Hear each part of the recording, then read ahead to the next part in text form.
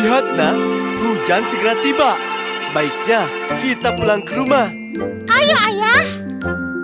Tik tik tik, bunyi hujan di atas genting.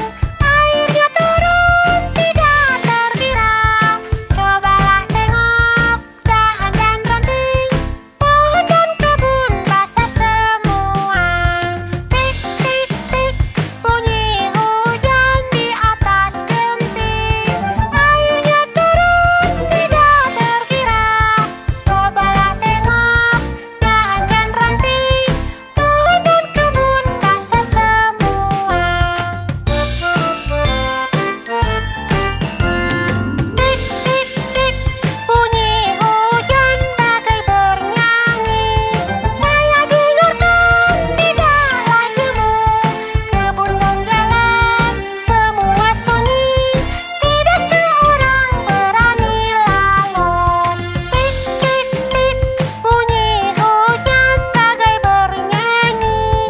Saya dengarkan tidaklah jemu. Kebun dan jalan semua sunyi. Tidak seorang berani lalu.